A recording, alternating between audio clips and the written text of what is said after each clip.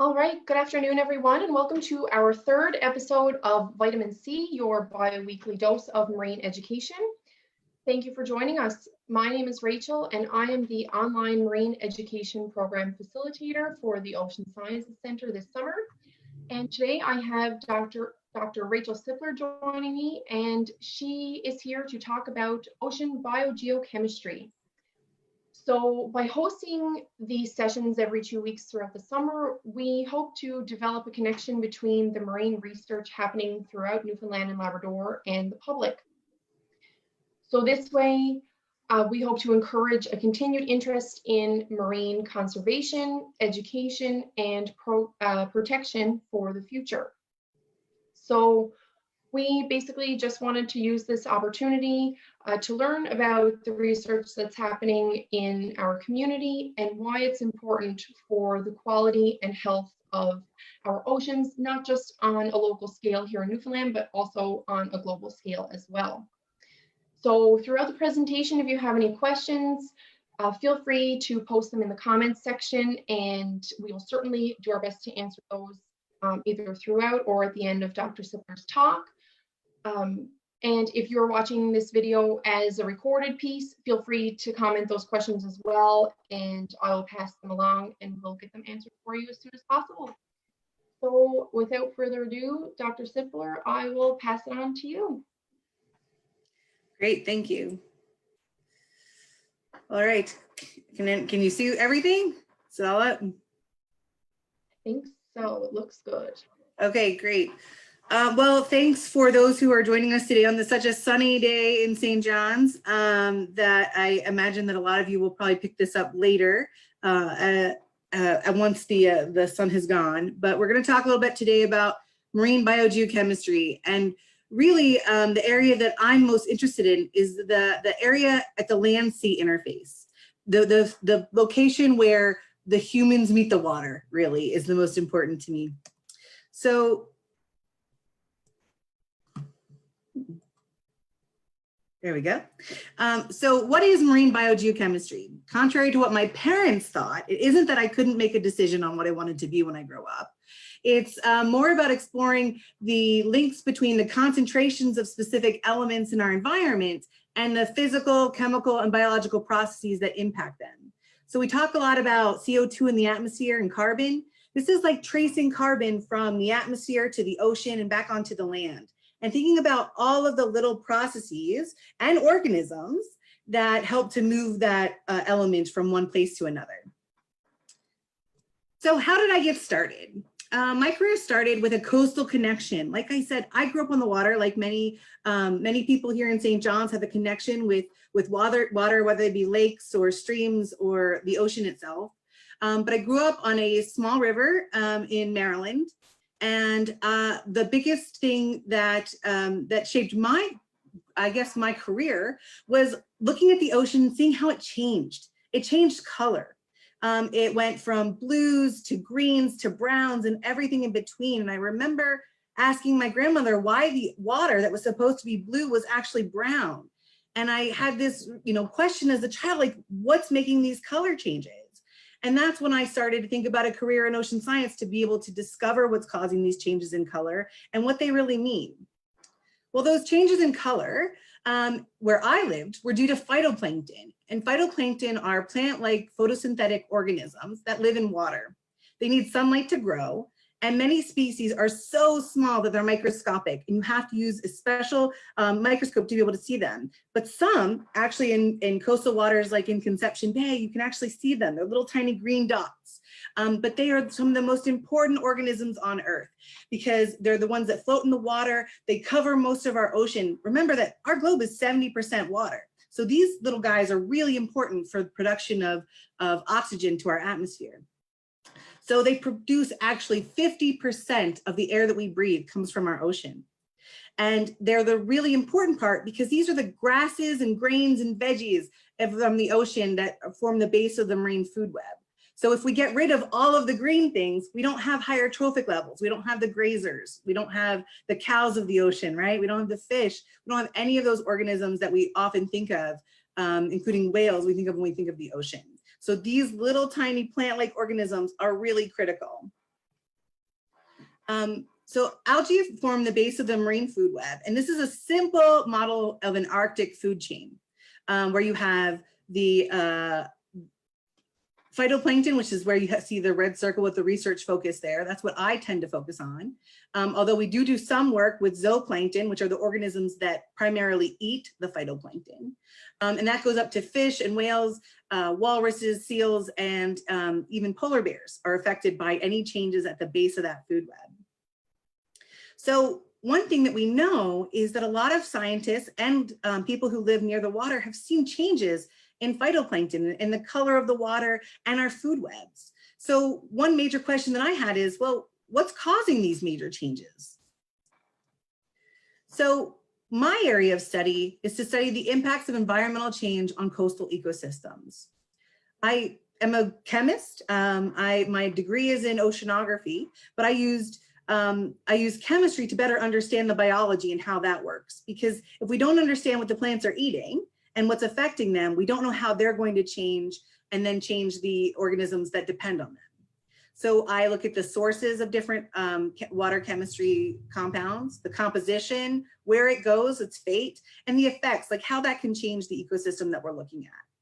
Some of the tools that I use are I look at the concentrations of things like nutrients and carbon and elements like we talked about in terms of the biogeochemical cycling.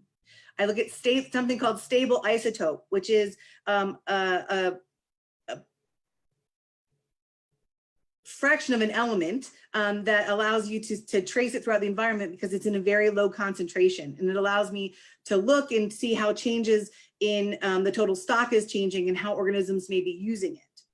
I use mass spectrometry, which is a pretty advanced method to look at the individual compounds. So what are the individual compounds in the ocean? And that's really quite difficult because of all the salts and so many thousands of compounds in our ocean waters. And I also look at the microbial response. How do phytoplankton, bacteria, or even zooplankton respond to changes in their environment and changes in this water chemistry? And what I want to do with all of that information when I get it is I want to use it to be able to predict change. I want to be able to collaborate with modelers that can put it into a global climate change model to see how these things may affect our climate and our systems in the future.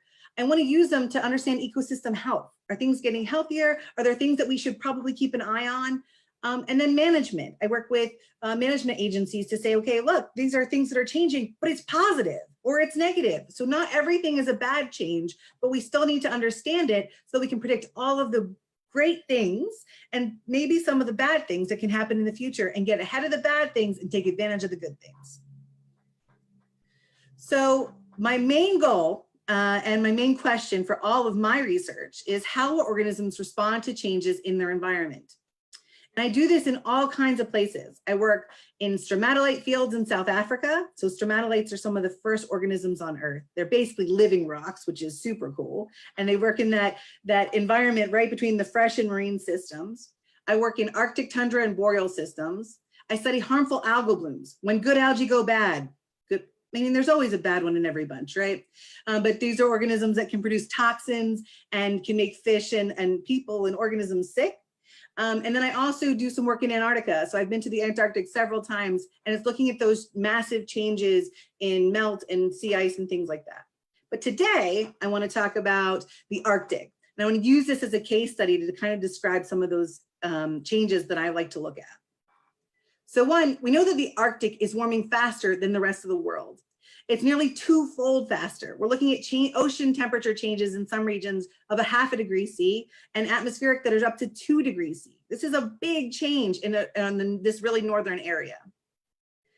And some examples of this is that the North Pole has been above freezing in January in 2018 and again in 2020. And this year, June of 2020, temperatures reached 38 degrees C, which is over 100 degrees Fahrenheit, for those of us who still use Fahrenheit sometimes, to think about temperature, but it's really hot. So that Fahrenheit was just this 100 benchmark that showed us that the Arctic is warming at a rate that we didn't even think was possible.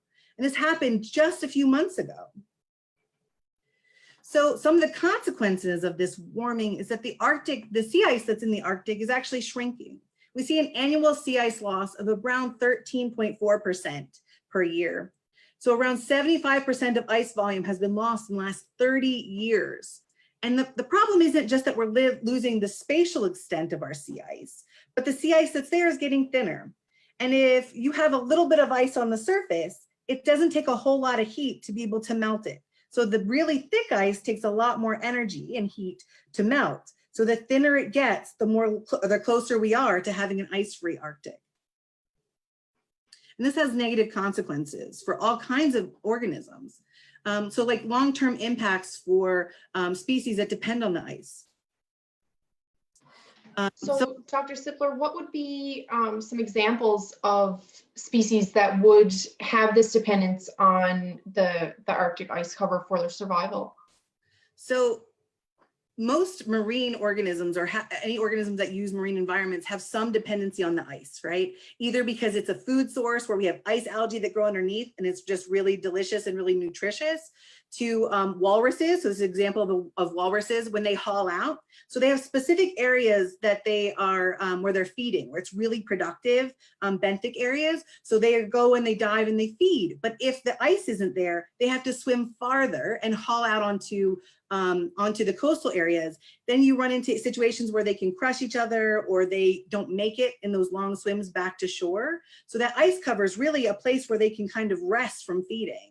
So the farther they have to go means that they may not be optimally feeding, or they may not make it, or it may be detrimental to them crawling up, cliffs or basically crushing each other.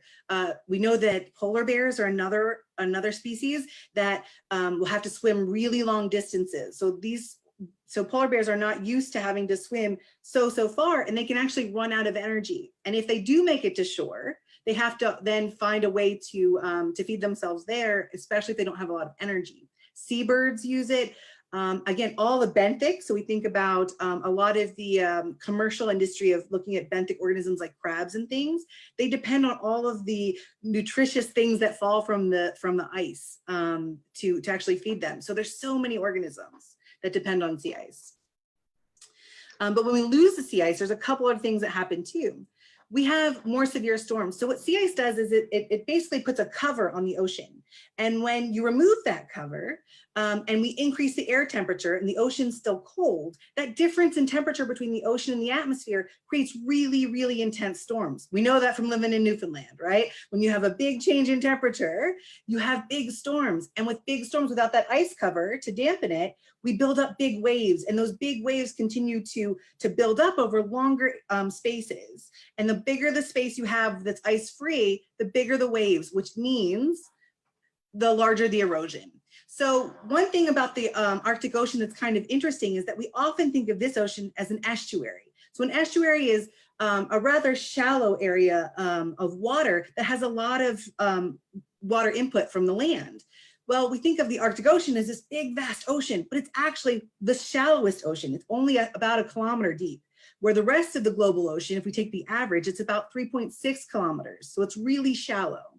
And the Arctic receives about 10 to 11% of all of the freshwater discharge globally. So it's getting most of the freshwater input to a very relatively small basin compared to the other oceans. So changes on land will have big dramatic impacts on the Arctic. And that's one area that's really important as we start to see warming and changing in our environment at lower latitudes, right? We're not in the Arctic, but as we can see in areas in northern Canada, those changes are still going to affect the Arctic. And that's really important to understand those linkages. And one of those changes is that there's an increase in river discharge from the to the Arctic. So we see this, so we talk about Eurasian rivers, so Russian rivers are really have a lot larger, more rivers, right, based on the landmass. And you can see a general increase in discharge from those Eurasian rivers over time, but we're also seeing it in North America, which are the trend from the blue dots. It looks a little bit flat, but a small uptick is a lot of water going to the coastal ocean, right? So, and this picture is an example just off of Logie Bay here, where you can see that water coming from a terrestrial environment that's got a lot of chemistry, a lot of organic matter, a lot of metals, just color in it. When it mixes with the coastal ocean, a lot of chemical reactions occur. So the more that we discharge, potentially the more compounds that we're putting into our coastal ocean, and the bigger the change, right?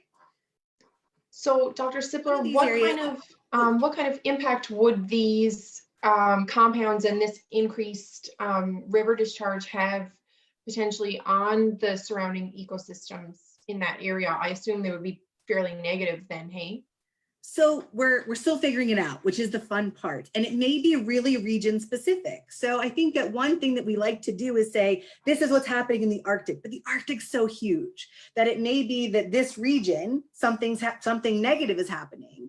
And in another region, it's something positive, but it all depends on the rivers and the water that's being drained into that area. So one study that I conducted showed that there was a shading effect. So we all know that the rivers around here are really dark, right? We have it looks like coffee and tea almost coming out.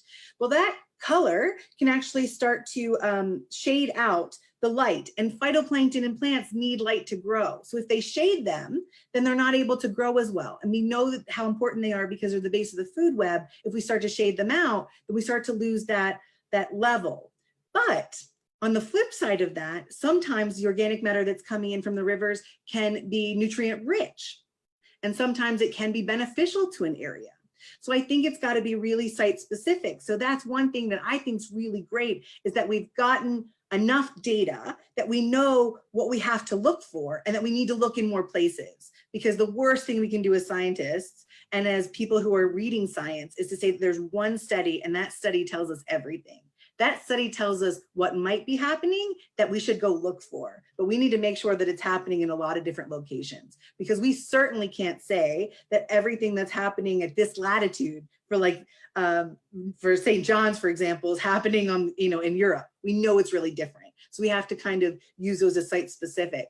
But in general, the discharge is looking like it's bringing in a lot of different compounds that may be either scavenging nutrients or blocking out light and can maybe changing the base of the food web. But we do know that a lot of the compounds that are coming in from those rivers may be benefiting things like bacteria in addition to or in the place of phytoplankton, right? So there can be some of these balances that we're going to see shifts. But permafrost, so permafrost covers a lot of the area of the Arctic. It's this area of permanently or semi-permanently frozen ground. And you can see in the bottom picture that I took, this is an ice core. So you basically have an active layer depth, which is indicated with the yellow arrows. And that's the area that melts annually. And then below that is basically soil, but with a lot of frozen water. So when you melt this, it doesn't take up that same volume. It's actually just a little bit of soil compared to the amount of water that's kind of holding it together. But as we see increasing temperatures with permafrost, the active layer expands, right, and gets deeper. And then the water that was held as frozen liquid is now being discharged to our coastal areas. So as that's being discharged to our coastal areas, that's where we're seeing a potential increase in freshwater flow to the Arctic Ocean, for example. So a little bit of thaw means a lot of water coming out.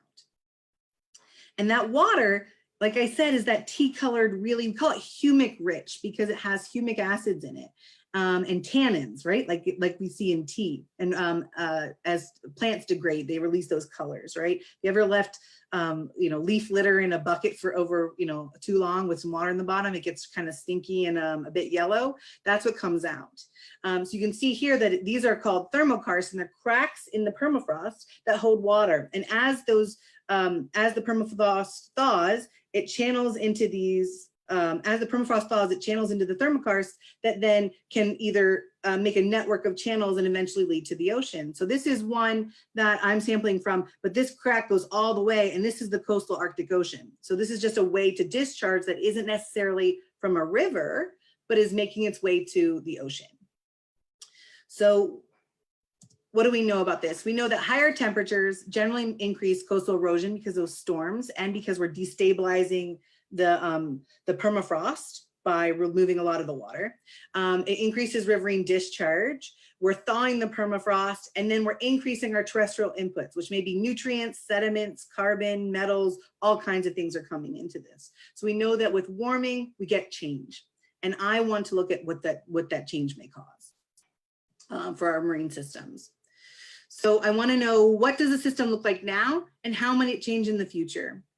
And what I do know is that the things that we can't see are as important as the things that we can. We often see changes in whale populations or seabirds, but there are also really big changes that the small phytoplankton or the chemistry of the water are really small changes that maybe we can't see on a day-to-day basis, but can have a huge impact on all the organisms that we care about and the world that we live in, because all of these cycles are connected together. Like we said, with biogeochemistry, it's terrestrial, atmosphere, and ocean are all linked. So if we change one, we change them all.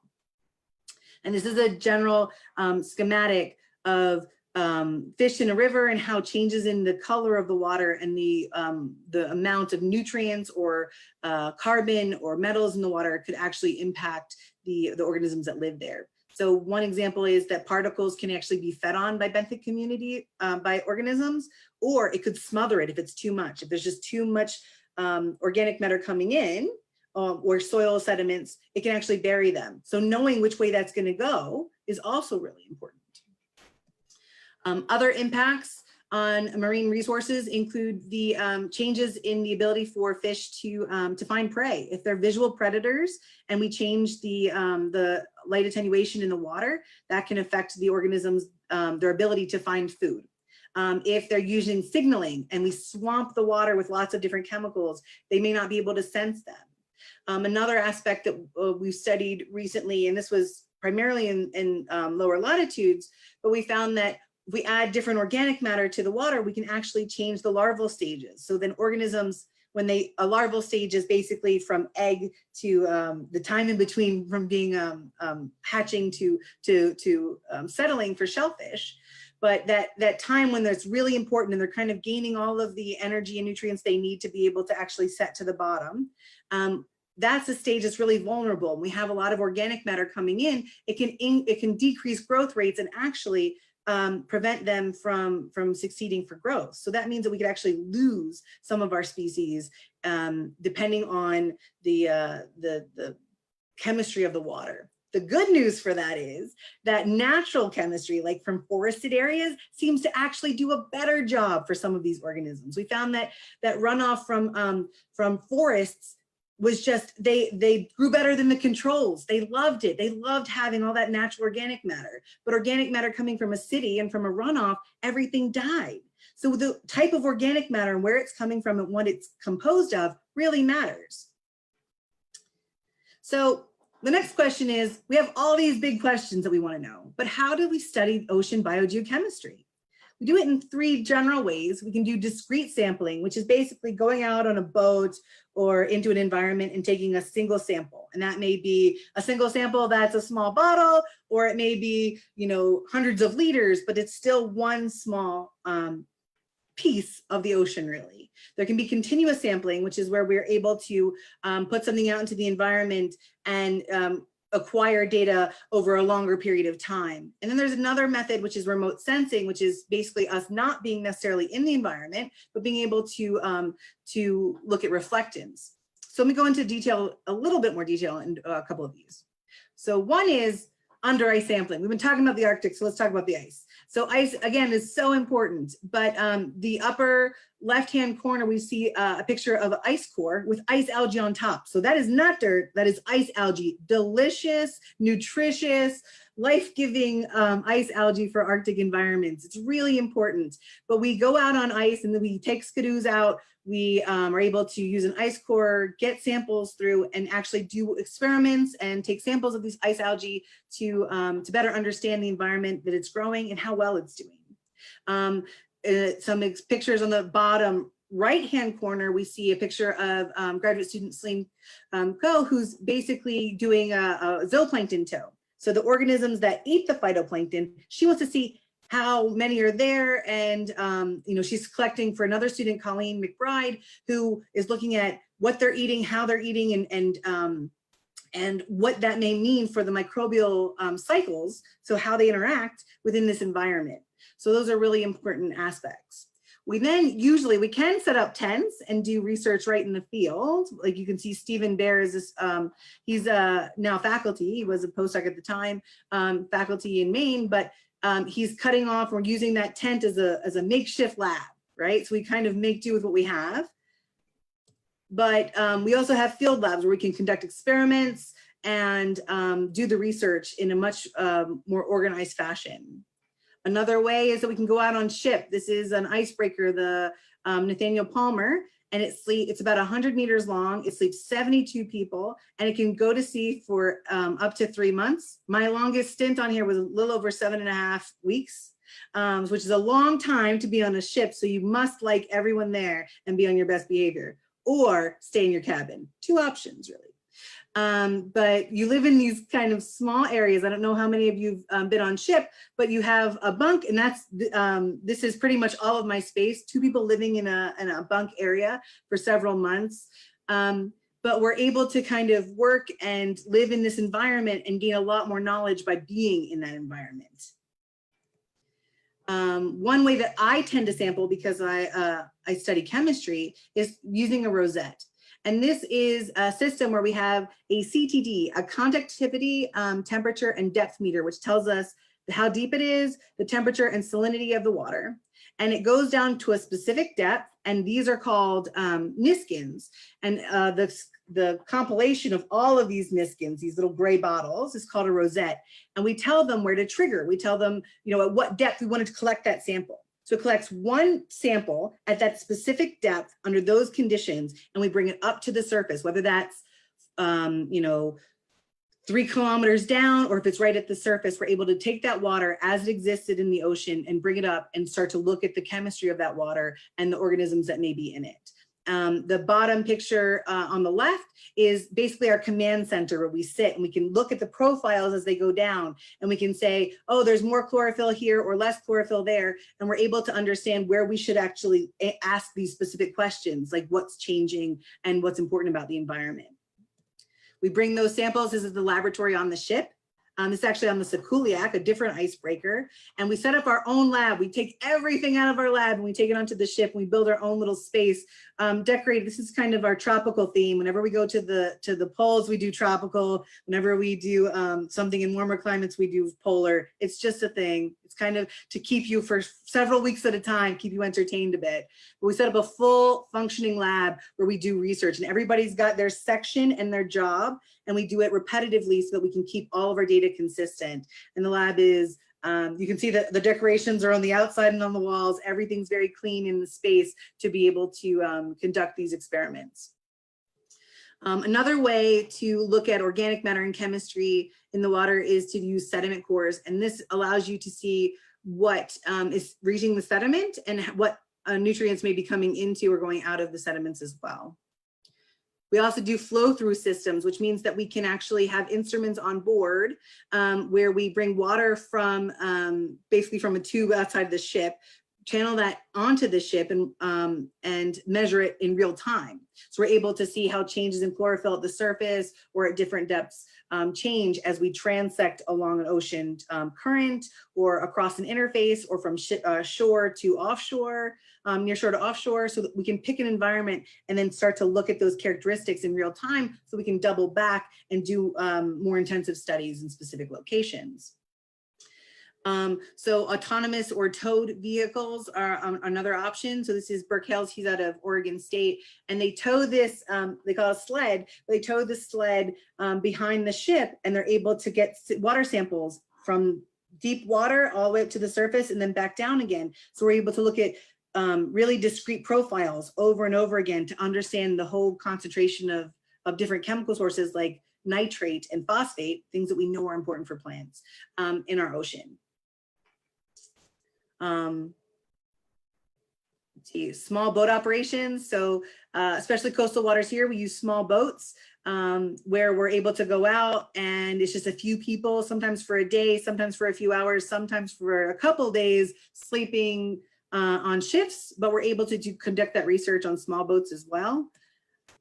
We can do long-term samplings with moorings by deploying them and measuring, but that's in one spot for a long time, which gives us a lot of information, especially in times that we can't get out and sample, like winter. We're not going out in the middle of winter in a small boat.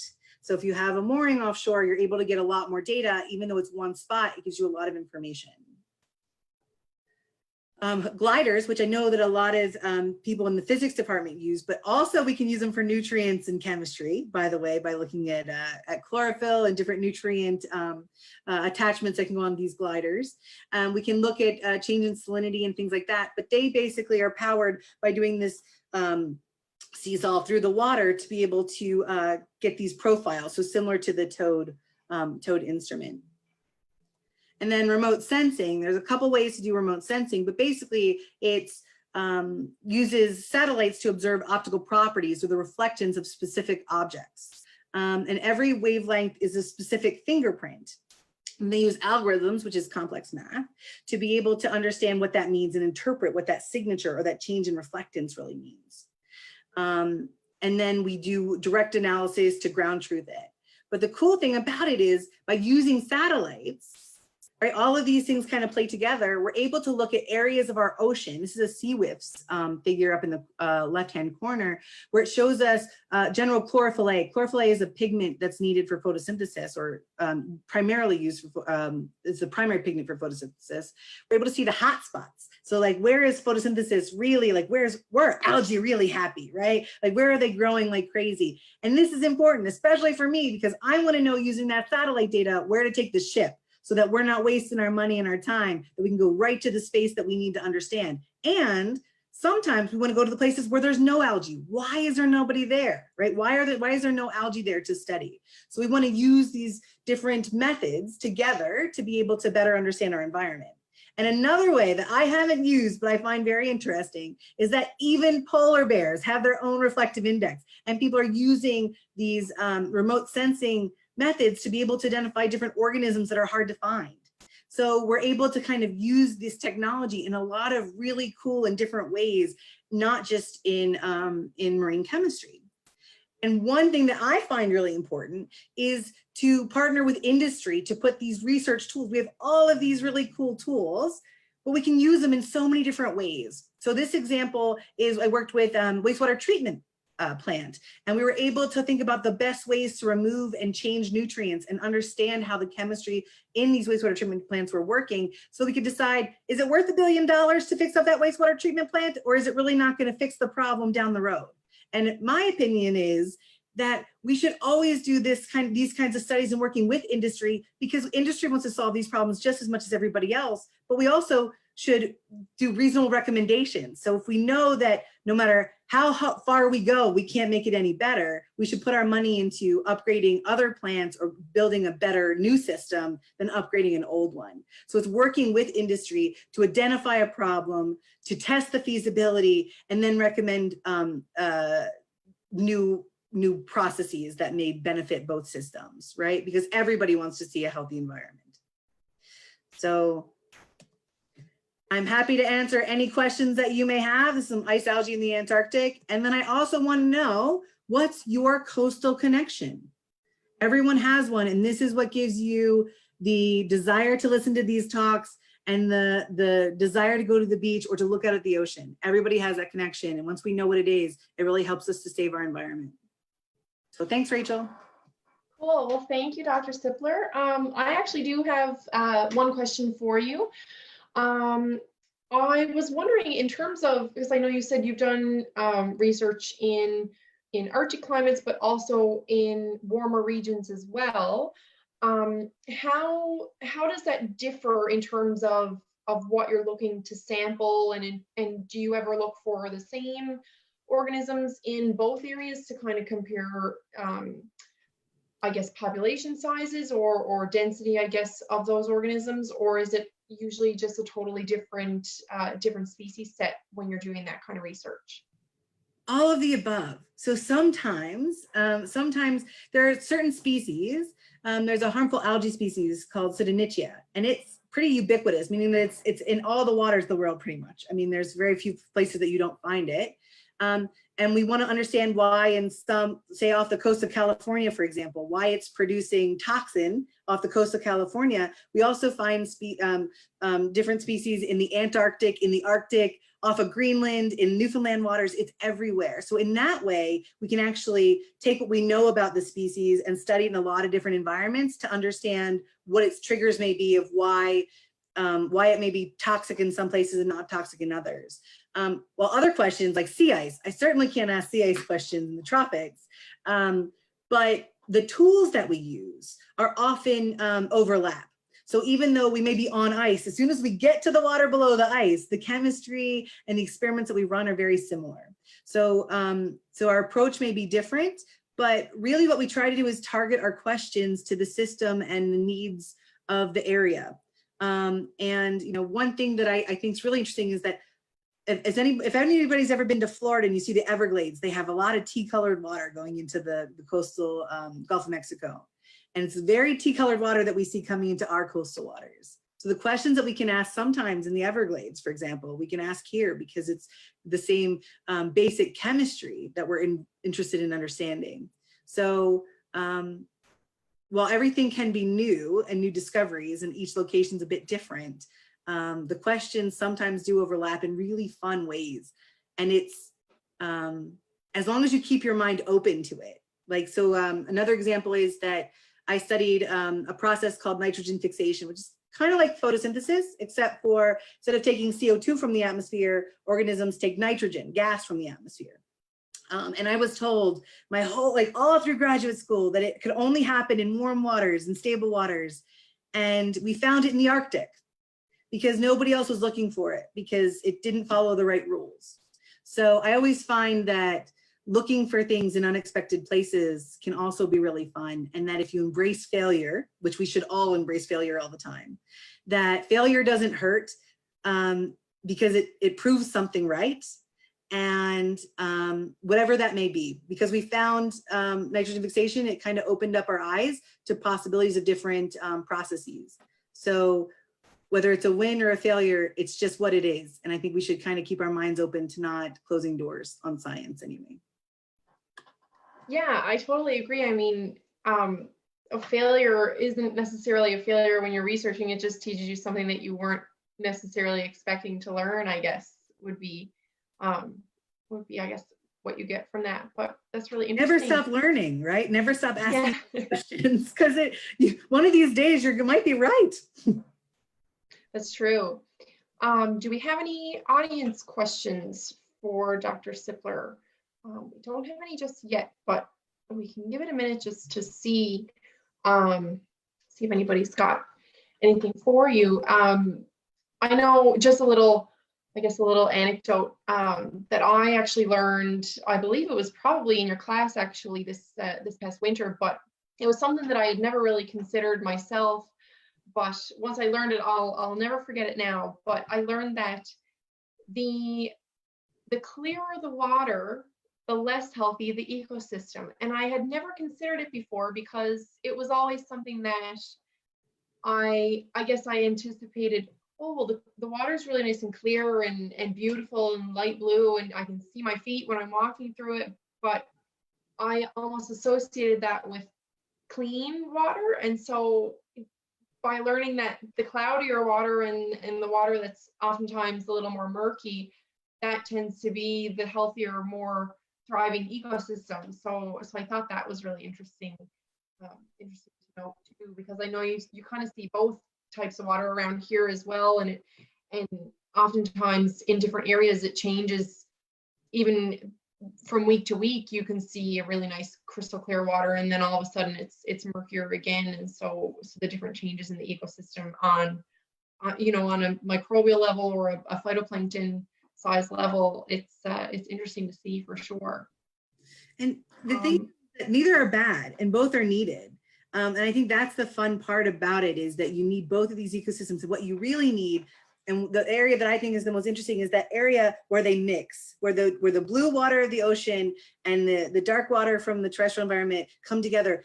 It's some of the most confusing science happens there because it doesn't follow all the rules, but it's the most interesting and the most can be gained in that space, because that's also the space where we tend to live, right? Is that coastal environment where all of these things happen. So, so I think that's really an important kind of aspect of that. The harder part is always the better part. I do have one audience question. Oh, I have a couple actually. What was your favorite place to conduct field research? Well, it's hot today. So if you had asked me a few months ago during Snowmageddon, I would have said the Caribbean. I do like the Arctic. I will say that it's probably one of my more favorite places. But I think right now I also like, I love the rivers here and the streams, and we're getting a lot of really fun science done here. And I'm kind of learning. I haven't lived in Newfoundland very long, so I'm learning a lot of these different communities and the different rivers and how everything interacts. So I would say I'm still finding my perfect spot, because every time I pick one, we find a new river. So I think that Newfoundland and Labrador have so many really cool places that until I've seen them all, I just can't make that decision. Still working on it, hey? Still working on it. I do have one other question for you. So David is asking, has COVID-19 impacted your research cruises and or data availability this year? I know we chatted a little bit about this ahead of time, but yeah, in terms of your research. I'll say it in terms of my students' research. So I think that my students are doing a really good job of being creative and finding projects and opportunities. And now that we can go out and get some local stuff, we did miss the spring bloom. So there's this bloom where phytoplankton are really productive, and you see it's a really healthy and bountiful time. And we missed that because of COVID. We did miss a cruise that we were supposed to go to the Torngat Mountains. That was supposed to happen in August, and that's recently been canceled. So we've lost quite a bit of field work this summer, unfortunately, but we are being creative with our questions to try to get the most out of the opportunities we have. And it's really made us refocus. We're doing some work in Conception Bay, right off of some docks. So instead of boats, we're using docks, and we're kind of adapting because always come up with a new question. So my students are really resilient and kind of coming up with new questions, and they're all really excited to get some things done. But I can't lie that COVID has thrown some wrenches into our original planning and some delays, but beautiful. All right, it doesn't look like we have any other audience questions. I actually just thought of one last question for you myself, but it's pertaining to red tide. I know obviously it tends to be a little more prevalent in areas closer to the equator and warmer climates, but do you ever see any kind of issues or similar phenomena in cooler areas, maybe in terms of Newfoundland waters and that kind of thing? Yeah, so actually I've been having a lot of conversations about harmful algal blooms. That's actually what my PhD was in originally before I went to the poles. And Newfoundland does have harmful algal species in its waters, but we've been really fortunate that we haven't had too many blooms, right? So we haven't had too many occasions where so many of them have grown that they've caused a problem. Been a couple occasions, but nothing major. We do know that farther south, right, in the Bay of Fundy and Gulf of Maine, there are major blooms of Alexandrium, and they have shut down fisheries and caused pretty big problems. So one concern is that some of those species would be able to move northward and take hold. We do know that HABs are now in the Arctic. So I was in the Arctic in 2017. And when I was there, we and a couple other groups were able to identify harmful algal species that were producing toxin and producing problems, killing seabirds and marine mammals. So the potential for them to, we also know in Europe, where there are a lot of different species that can hold the cold waters. There's Pseudonychia off of Greenland. So they're there. The question is are the conditions going to ever be favorable for them to really take hold in a big way in Newfoundland? And I think that the best thing that we can do is to make sure that we know where they are and what a regular level is, so that when they do start to tick up, we can make better recommendations of areas that are flushing at higher rates, so that we can keep our aquaculture and our organisms a little bit more safe. What we found in a lot of different places in terms of red tide is that human influence, which we don't have a huge population in Newfoundland, which is really a saving grace in a lot of ways. that areas that have a lot of sewage outflow that is not treated very well can cause problems. But these are all natural species. So given the right conditions and the right system, the right time of year, they can happen where places where humans don't exist too. So it's a bit of a hard cause and effect, but they could expand north, and it's something we should keep our eye on, because we do know that they are kind of reaching farther in, like, into the Arctic than we ever thought they could before. So something to keep an eye on, but not something to lose sleep over yet. Not for Newfoundlanders anyway. Interesting, thank you. All right, well, I guess if we don't have any other questions, then that concludes our session for today. So thank you so much for joining us, Dr. Sipler, and thank you to the audience for tuning in, and I hope you guys learned something new today. Stay tuned for some announcements about our next session, which will be in 2 weeks' time.